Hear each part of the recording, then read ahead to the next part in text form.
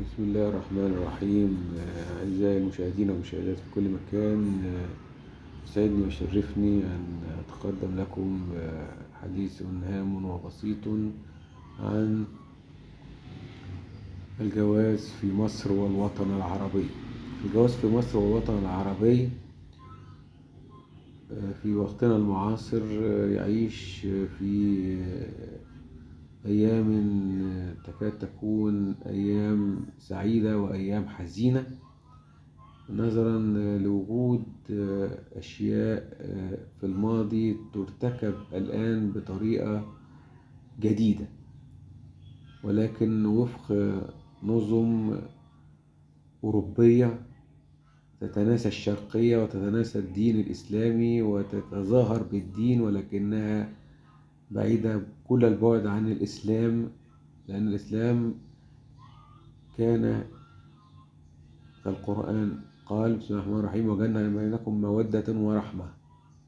صدق الله العظيم. إذن فرغت مفهوم الزواج من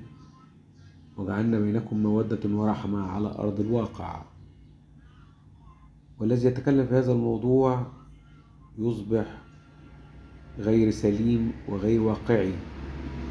وتزداد المسافة تباعا ويعيش كل الناس على أهوائهم، فلا الذين يعيشون ولا منهم الرجال والنساء إلى المظهرية. وفرغت هذا الموضوع وأصبح النساء لا يتزوجون والرجال لا يتزوجون والشباب لا يفكرون والبنات لا يفكرون إلا في الحصول على وظيفة مرموقة والوصول إلى أعلى المناصب، وتباعا إن جاء الجواز أهلا وسهلا، إن لم يأتي فلا بد منه، لا يمكن منه أو لا يكون. هذه هي الطبيعة العربية في الوطن العربي، صريحة واضحة.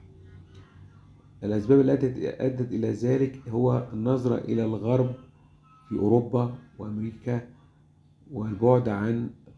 المسائل العربية نهائيا، إلا النظر إلى المادة الطاغية المدمرة التي لم تكن متوفرة إلا للذين يملكونها، فأصبحوا يشترون النساء صغيرات والرجال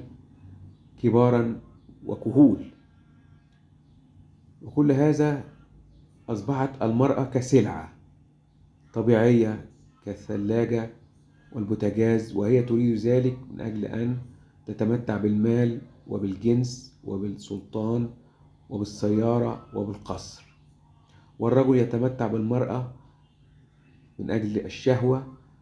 والبعد عن الناحية الحقيقية وهي مودة والرحمة، والمرأة تطغى وتستمر في طغيانها لأنها تعطي الرجل ما يريد. وأصبحت المسألة عملية بيع وشراء، حقيقة واقعية تستلزم رواية ربما تكون قادمة إن شاء الله، لن أذكر مضمونها لأنها على أرض الواقع حقيقية، وليس هذا إهدارا للمرأة أو إهدارا لمقومات الرجل من المال. فالمودة والرحمة فقدت بل انتهت فعليا إلا ما رحم ربي. وقد يتلقى المستمع أو المتابع هذا الكلام بالإهمال وبعدم الاكتراث، لأنه خلاص أصبح يسعى إلى ما يريده من إنترنت وتبادل شاتنج، وأصبح السوشيال ميديا عدوا للوطن العربي، وهذا خطأ كبير. السوشيال ميديا هي وسيلة للتفاهم، ولكن الآباء والأمهات منذ الصغر يعطون الأولاد التليفونات ليلعبوا بها ويغارون من بعضهم البعض الأولاد، فيضغطون على الآباء والأمهات، فأصبحوا الآباء والأمهات سلعة في أيدي الأبناء، ولا قيمة لهم سوى إرضائهم، ولا يحملونهم المسؤولية إلا بالقليل تحت ضغط عصبي شديد للآباء والأمهات. ذهب الموضوع وعاد إلى تجارة ولا شطارة. يذهب الكثيرين للزواج ويتزوجون ويطلقون، وفي الوطن العربي يمتنعون، يعيشون حياتهم مع الأغاني كعمرو دياب والشيرين ومحمد فؤاد ومحمد حماقي وولاد المهرجانات اللي هم عايشين في الجنون، لأن هم بيعملوا أعمال تافهة وساقطة، وكل الناس لن تلتفت ولن يلتفتوا، لأن احنا دلوقتي في زمن الرفاهية والانطلاق واللامعقول والأفلام الرعب وأفلام الخيال العلمي، والذي لا يعترف بالأفلام الرعب وأفلام الخيال العلمي يعتبر جاهلا،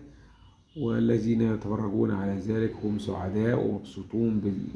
بذهاب العقول وضياع عقولهم، هم يريدون ذلك والاستمرار عليه سعادة وفرح ونوم وأكل وشرب وشيبسي وهمبرجر وكل شيء، كل عايش على هواه. وإن اضمحلال الأمة العربية زاد، وانحدارها وانهيارها ونهايتها، لأن في عوامل أدت لذلك معروفة للجميع. إن الاستعمار خرج من الدول العربية لكن هو موجود فعليا ويسيطر عليه من خلال عملائه الموجودين الاقتصاديين اللي هم عارفين إزاي يدوروا الدول العربية وبيقوموا لمصالحهم الشخصية وينعموا هم وأتباعهم. ده أمر مفروغ منه ومعروف للجميع. بقى الجواز طبعا مش مسألة شهوة، هي شهوة وعفاف عند كل الناس طبيعي، لكن الرجل بقى يطلع شهوته في أغنية، يطلع شهوته في رياضة، يطلع شهوته في عمل، يطلع شهوته في البحث عن الفتيات، المعاملة معهم بدون جواز، وهكذا البنات والسيدات. للأسف يوجد بعض المتزوجات من باب التجديد، ده خطأ طبيعي، لكن الناس ماشية في نظام إن هي عيش حياتك وملكش دعوة بحد، واللي عايز يعيش يعيش واللي مش عايز يعيش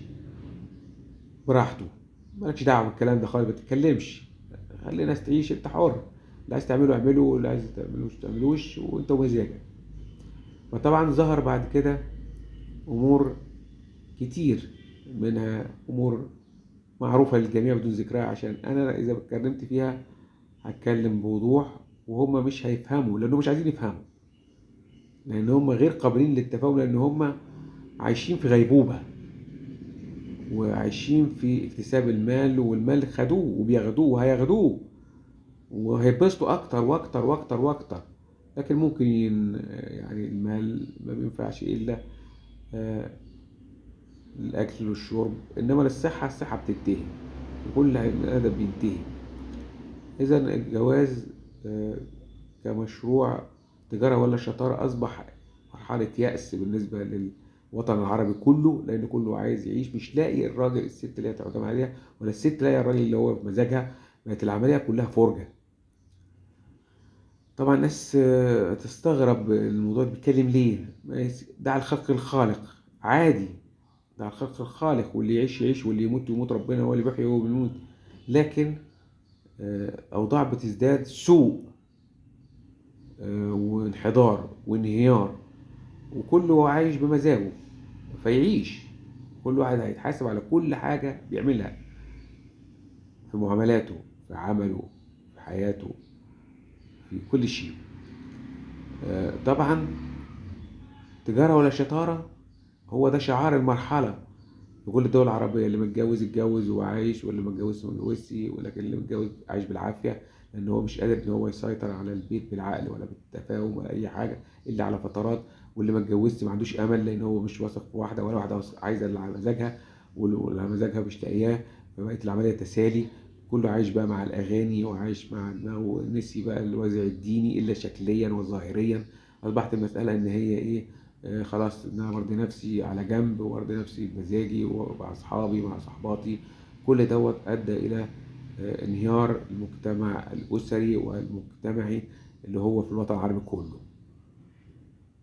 حله الوحيد إن إحنا نهدئ الطباع ونتعامل بعقل وتروي، ومفيش حد عايز يتعامل،